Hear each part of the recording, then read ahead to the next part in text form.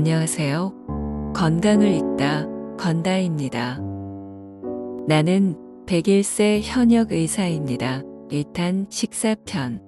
지난 편을 놓치셨다면 1탄을 꼭 보고 오세요. 모두가 건강해지는 그날까지 건강을 읽다는 계속됩니다. 그럼 바로 시작하겠습니다. 구독과 좋아요는 사랑입니다. 채소부터 먹기 시작합니다. 베지터블 퍼스트라는 말이 있습니다. 베지터블 퍼스트는 말 그대로 식사 때 채소를 가장 먼저 먹고 그 다음에 생선이나 고기 등의 단백질과 당질인 밥을 섭취하는 식사법입니다. 그렇게 식사를 하면 여분의 당질과 지질의 축적을 막아 비만, 당뇨병 같은 성인병을 예방하는 효과가 있습니다. 비만과 당뇨병을 예방하기 위해서는 혈당치를 조절해야 하는데 그렇게 하려면 식후 혈당치의 급상승을 막는 것이 중요합니다. 혈당치가 오르면 그것을 떨어뜨리기 위해 대량의 인슐린이 분비되는데 인슐린에는 사용되지 않은 여분의 당을 지방으로 바꿔 저장하는 성질이 있습니다. 그래서 당질을 많이 섭취하면 살이 찌기 쉽습니다. 또 혈당치가 인슐린으로 인해 급격히 떨어지면 뇌는 불필요한 공복감을 느껴 당질을 더 강하게 요구해서 과식으로 이어집니다. 채소를 비롯해 버섯, 해조류, 나토 등에 풍부히 들어있는 식이섬유는 당질의 흡수 속도를 조절해 혈당치의 급격한 상승을 막아줍니다. 따라서 인슐린 분비가 억제되어 지방의 흡수를 막을 수 있습니다. 매일 고기를 먹습니다. 건강하게 오래 사는 사람의 식습관을 살펴보면 두 가지 공통점이 있습니다. 하나는 채식주의를 고집하는 사람이 거의 없다는 점입니다. 또 하나는 음식을 천천히 꼭꼭 씹으면서 충분한 양을 섭취한다는 점입니다. 즉, 먹는 것을 즐기는 사람이 많습니다. 이런 사람들을 보면 최근 주목받는 소박한 식사가 대체 몸에 얼마나 좋을까 의문이 듭니다. 소박한 식사는 기본적으로 동물성 단백질의 섭취를 줄이는 식사 방법입니다. 육류 섭취는 줄이거나 끊고 그만큼 어패류를 먹습니다. 단백질은 기본적으로 콩을 주원료로 하는 나토나 두부로 섭취합니다. 채소와 산나물을 많이 먹고 된장국, 장아찌 등의 발효식품 섭취를 매일 거르지 않습니다. 그리고 끼니마다 식사량은 60에서 70%로 줄입니다. 소박한 식단은 언뜻 몸에 좋아 보입니다. 그러나 몸에 꼭 필요한 동물성 단백질이 압도적으로 부족한 식단입니다. 소박한 식사가 주목받게 된 이유는 암, 당뇨병, 고혈압, 동맥경화 같은 성인병의 원인이 동물성 단백질과 당질의 과잉 섭취에 있다고 보기 때문입니다. 이것은 영양과다에 빠진 현대인의 식생활에 대한 반작용이라고 할 수 있습니다. 현대인의 식생활은 채소 섭취는 부족하고 동물성 단백질과 탄수화물 등의 당질 섭취가 많습니다. 즉, 이런 불균형을 해소하기 위해 나온 것이 소박한 식단입니다. 그러나 소박한 식단은 육류와 식사량을 억제하기 때문에 영양면에서 균형적인 식사라고 할 수 없습니다. 식사에서 중요한 것은 전체적인 영양의 균형입니다. 그전까지 고기를 많이 먹고 식사량도 꽤 많았던 사람이 갑자기 소박한 식사로 바꾸는 것은 위험한 일입니다. 실제로 소박한 식사를 실천하는 사람 중에 신종 영양실조에 걸리는 사람이 끊이지 않고 있습니다. 신종 영양실조란 한마디로 단백질 부족입니다. 단백질은 20종류의 아미노산으로 구성되어 있는데 이 중 필수 아미노산인 9종류의 아미노산은 몸에 필요하지만 체내에서 만들지 못해 고기 등의 식품으로 섭취할 수밖에 없습니다. 또 영양물질의 운반을 담당하는 혈액 속의 혈청알부민은 수치가 오르면 노화 방지에 도움이 되는데 이건 역시 고기에 많이 포함되어 있습니다. 단, 고기는 포화지방산과 콜레스테롤도 풍부해서 많이 먹으면 동맥경화에 걸릴 위험이 높아집니다. 그러나 한편으로 콜레스테롤은 우리 몸을 만드는 60쪽의 세포의 원형 질막의 구성 성분이고 또 남성 호르몬과 여성 호르몬의 재료가 됩니다. 따라서 콜레스테롤을 무조건 몸에 나쁘다고 단정해 극단적으로 섭취하지 않는 것은 오히려 건강에 좋지 않습니다. 또한 소박한 식사를 하다 보면 생선도 거의 먹지 않는 경우가 있습니다. 그러나 등푸른 생선에는 피로를 제거하는 DHA와 EPA가 많이 들어있다는 점을 기억해야 합니다. 제 식단은 소박한 식사와는 거리가 있습니다. 매일 치즈 등의 유제품, 고기, 생선을 통해 단백질을 섭취하고 식사량도 90% 정도로 유지하고 있기 때문입니다. 평균적인 고령자보다 고기 섭취량과 식사량이 많은데 매일 일을 하고 산책도 하기 때문에 거기에 소비되는 활동 에너지를 생각하면 저에게는 적당한 양이라고 느낍니다. 하지만 일반적으로 식사량은 배불리 먹는 양의 80% 정도로 약간 모자라게 먹기를 권합니다. 물론 가끔은 소박한 식사를 해볼 수는 있겠습니다. 가령 고기를 많이 먹은 다음 날은 소박하게 먹는 것이 위장을 쉬게 하는 의미에서 좋을 겁니다. 매일 발효식품을 먹습니다. 저는 요구르트, 치즈, 발효마늘 같은 발효식품을 매일 빠뜨리지 않고 먹고 있습니다. 대만도 일본 못지않게 발효식품이 많아서 대만에 온 뒤로 섭취하는 발효식품의 종류가 늘었습니다. 발효마늘은 집에서 직접 만듭니다.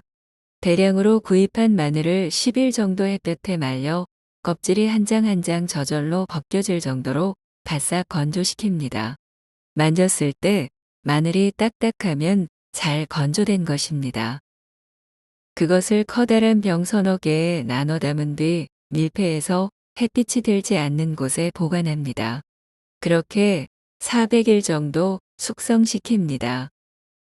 숙성 기간이 길수록 단맛이 나고 주황색을 띠는 마늘을 얻을 수 있습니다.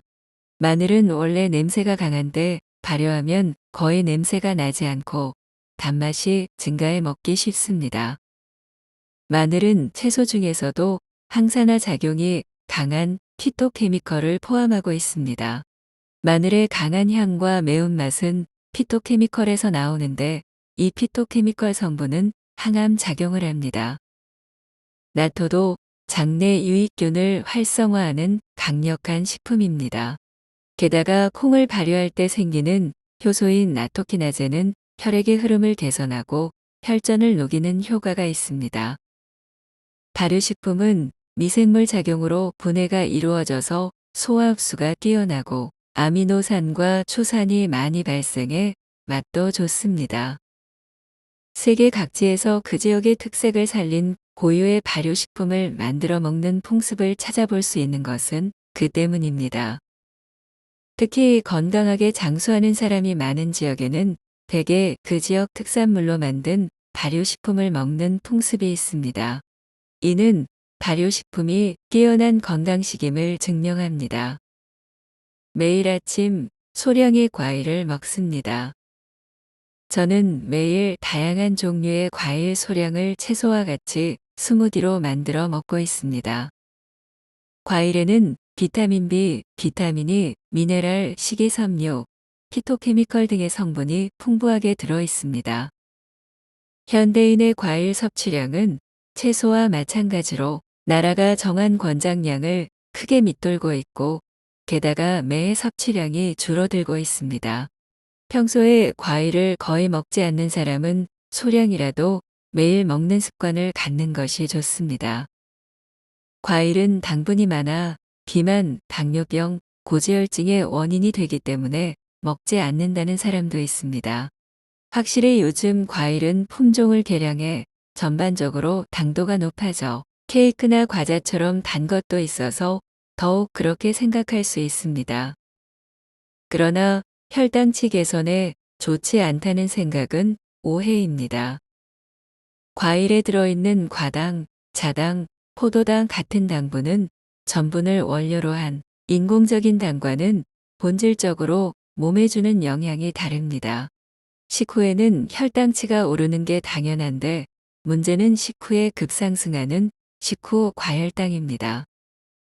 혈당치가 급상승하면 그것을 떨어뜨리기 위해 인슐린이 분비되어 여분의 당을 지방으로 저장합니다. 그것이 심장질환과 동맥경화를 초래합니다. 그런데 과일의 단당류는 식후 과혈당 같은 급격한 혈당치의 상승을 일으키지 않습니다. 또 식이섬유가 풍부해서 탄수화물의 흡수를 지연해 혈당치의 상승을 막을 수 있습니다. 다만 역시 지나치게 섭취하는 것은 좋지 않으니 적당량을 매일 먹도록 합시다. 또한 저녁 식사 뒤보다는 기초대사가 높은 아침에 먹기를 추천합니다. 매일 칼슘 섭취량을 체크합니다. 최근에 집안에서 얕은 턱에 발이 걸려 넘어지는 바람에 얼굴을 다쳤습니다. 한동안 얼굴에 커다란 검붉은 멍이 남아 있었는데 다행히 뼈에는 이상이 없었습니다. 만나는 사람마다 그 얼굴 어떻게 된 거예요 하고 한 번 놀라고 동시에 뼈가 튼튼하신가 봐요 하고 두 번 놀랍니다. 노인이라서 그 정도로 넘어지면 뼈에 금이 가거나 골절될 거라고 생각한 모양입니다. 저는 원래 골격이 튼튼하고 체격이 좋은데 이 나이가 되어도 뼈가 건강한 것은 평소 식사를 통해 칼슘을 많이 섭취한 덕분입니다. 사람은 나이가 들수록 골밀도가 낮아지니 그 점을 의식해 칼슘을 많이 섭취하고 몸을 움직여 왔습니다. 현재 제 골밀도는 정상 수치 안에 있습니다. 골밀도는 나이가 들수록 떨어진다고 말씀드렸는데 골밀도가 가장 높은 것은 남성의 경우 25에서 30세, 여성은 20에서 25세입니다. 그때가 지나면 차츰 감소하고 노년기가 되면 골다공증에 걸릴 확률이 급증합니다. 남성에 비해 여성은 골다공증에 걸리기 쉽습니다.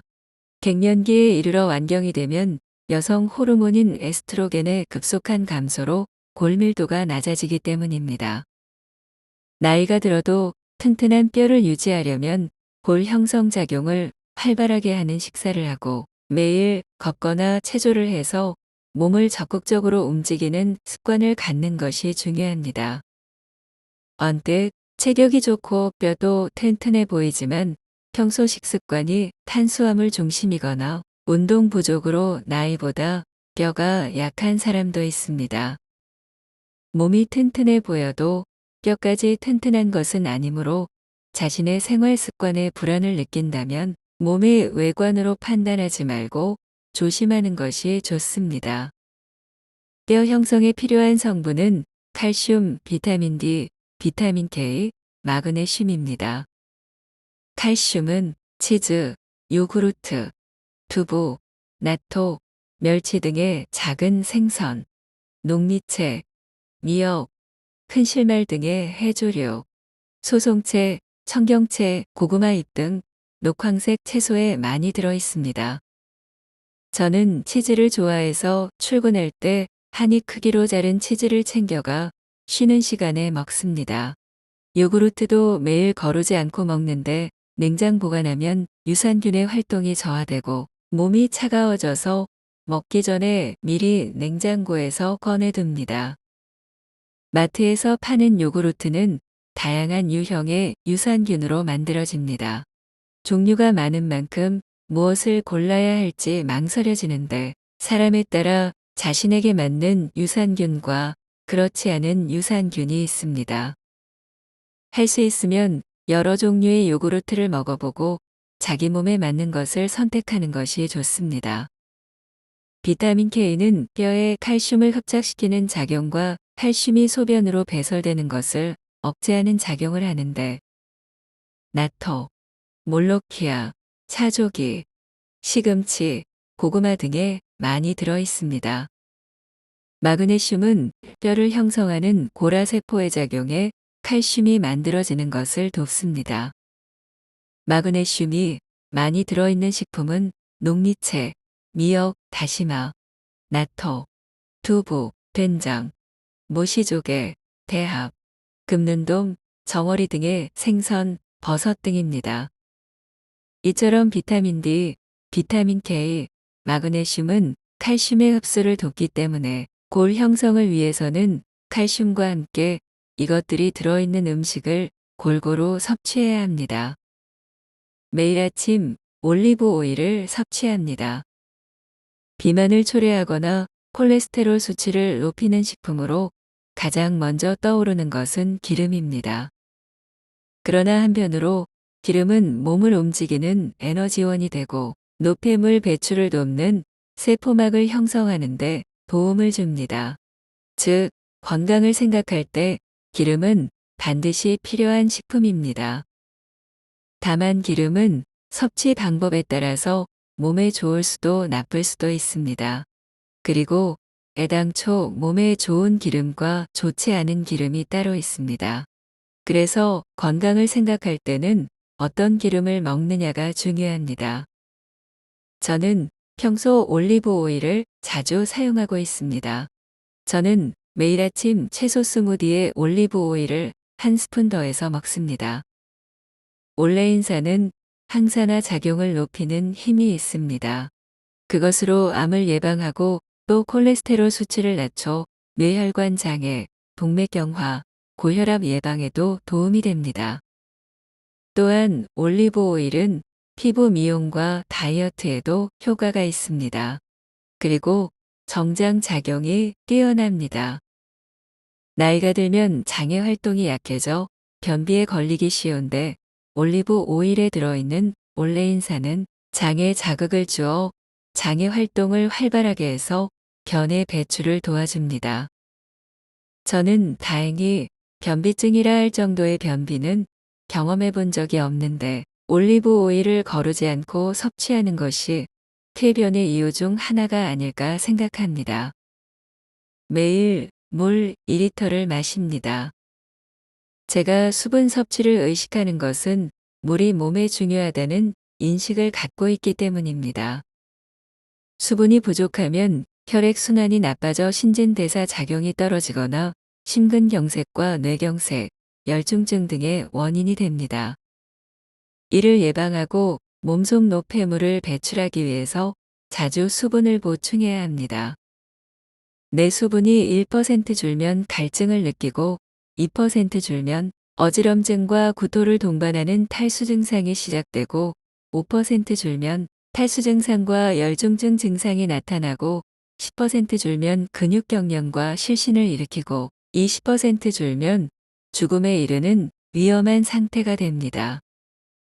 섭취한 물은 혈액과 림프액으로 몸 안을 돌며 산소, 영양물, 호르몬을 전달하고 체내 노폐물과 독소를 소변과 땀으로 배출하는 작용을 합니다. 수분이 부족하면 혈액의 점도가 상승하기 때문에 흐름이 나빠져서 뇌와 내장의 기능 저하를 일으키거나 뇌경색, 심근경색의 요인이 됩니다.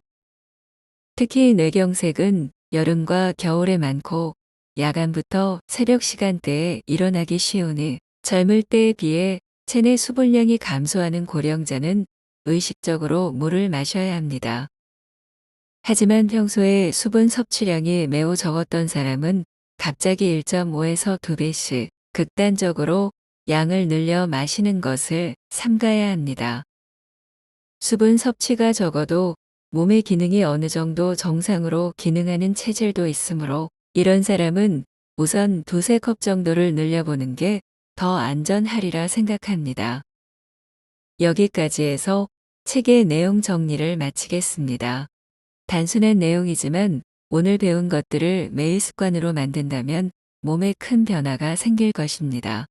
저는 다음번에 더 좋은 영상으로 찾아뵙겠습니다. 시청해 주셔서 감사합니다.